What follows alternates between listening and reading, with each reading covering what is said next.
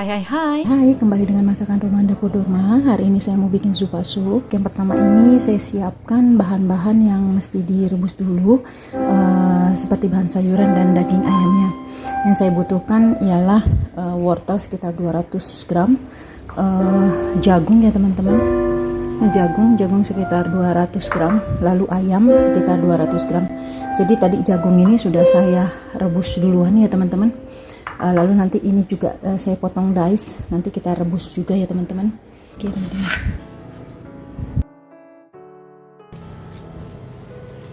Di ayamnya kita rebus dulu sampai dia matang ya teman-teman, dan dia mempunyai kaldu sekitar 300 ml atau sekitar 400 ml. Untuk wortelnya kita potong dadu atau dice ya teman-teman, nanti kita rebus juga. Potongnya seperti ini ya teman-teman. Nah ini setelah dipotong dice seperti ini teman-teman, wortel yang sudah dipotong dice kita rebus ya teman-teman sampai empuk dan benar-benar matang.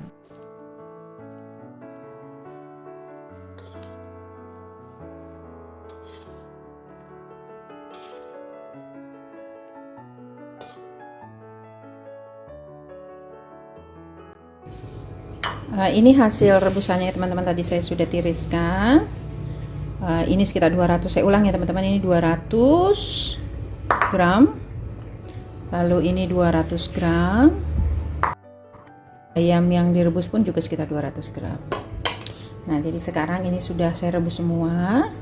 Bahan-bahan untuk kita bikin zupa supnya adalah saya membutuhkan tepung terigu sekitar 60 gram, tepung terigu protein sedang ya teman-teman, 60 gram, lalu 1,5 bawang bombay, lalu 50 gram bawang putih, nanti kita cincang ini ya teman-teman.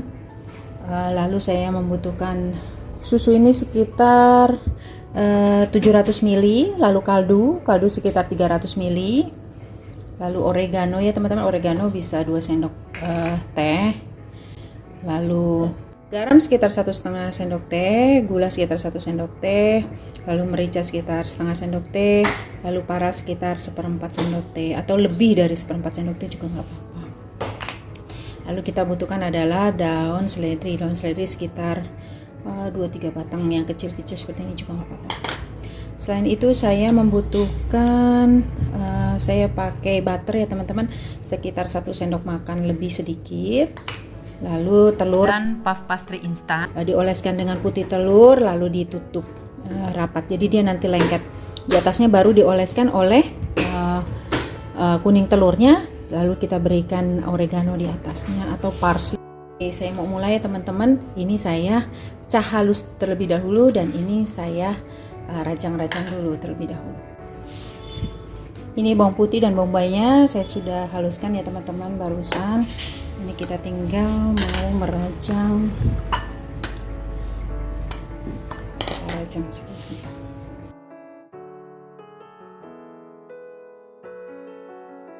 Kita mau mulai untuk membuat zupa supnya.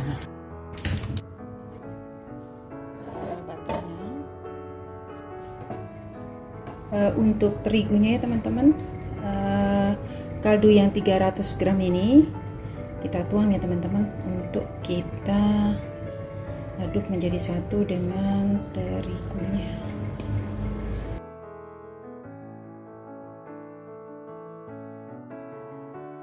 Betul ya.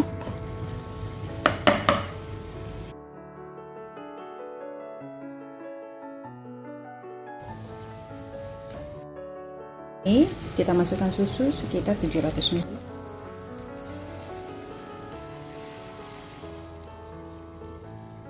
Kita masukkan semua bumbu ya teman-teman. Kita masukkan ya teman-teman.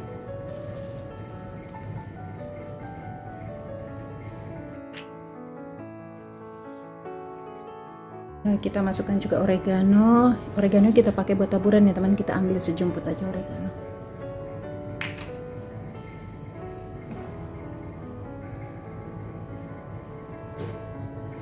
Lalu kita masukkan, kita aduk karena supaya tidak mengendap dia di bawah terigunya. Ini setelah agak mendidih sedikit ini, apinya kita kecilkan sedikit ya teman-teman. Kemudian kita masukkan terigu yang sudah tercampur dengan kaldu, lalu kita aduk rata ya teman-teman sampai benar-benar tercampur dan menjadi krim yang kental. Teman-teman juga bisa langsung mencampurkan ayam rebusan dengan wortel dan jagungnya ke zupa sopnya. Kalau saya sih meletakkannya langsung ke aluminium foil bowlnya supaya saya bisa mengisi dengan selera yang saya inginkan. Nah, ini semuanya tergantung dari teman-teman saja mau melakukan yang seperti yang saya lakukan atau langsung dicampur dengan zupa sopnya. Tingkat kekentalannya seperti ini teman-teman. Kental dia. Ini jangan penuh-penuh ya teman-teman. Ya cukup setengahnya saja.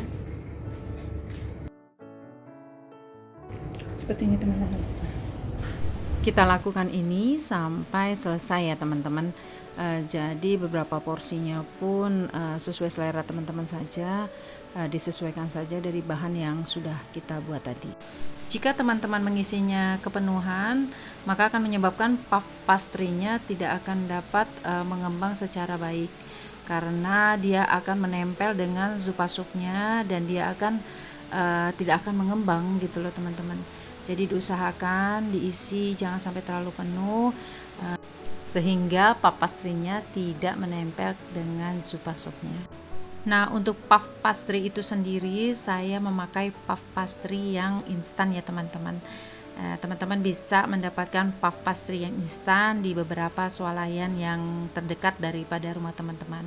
Nah, kalau dibikin sendiri sih bisa dengan coarse fat sehingga menjadi lapisan-lapisan seperti puff pastry yang instan. Tetapi itu memerlukan waktu dan teknik yang benar ya teman-teman sehingga kita bisa membuat puff pastry sendiri. Putih telurnya kita gunakan untuk merekatkan puff pastry di bowl aluminium foilnya ya teman-teman. Nah, seperti ini. Nah, jadi dia menempel gitu loh teman-teman ya. Oke, seperti ini teman-teman. Kita lakukan ini sampai adonan selesai ya teman-teman. Sampai semuanya tertutup oleh puff pastry. Nah, untuk puff pastry yang sisanya ya teman-teman bisa kita langsung panggang juga, lalu kita jadikan hiasan di atas zupa sopnya. Nah, setelah ini nanti kita oles kuning dengan kuning telur dan kita berikan garnish parsley di atasnya atau oregano. Untuk suhu pengovenannya teman-teman bisa disesuaikan dengan oven masing-masing yang teman-teman punya. Kalau saya dengan oven tangkring saya dengan suhu 120 dengan durasi waktu 25-30 menit karena saya mau mendapatkan hasil yang lebih brown ya teman-teman. Nah, oke deh, ini sudah matang ya teman-teman. Zupa sopnya bisa langsung kita makan dan kita sajikan. Inilah dia zupa sop dari masakan rumahan dapur Dorma. Rasanya enak. Selamat mencoba teman-teman. Kreasi masakan dari dapur rumahan. Bye bye.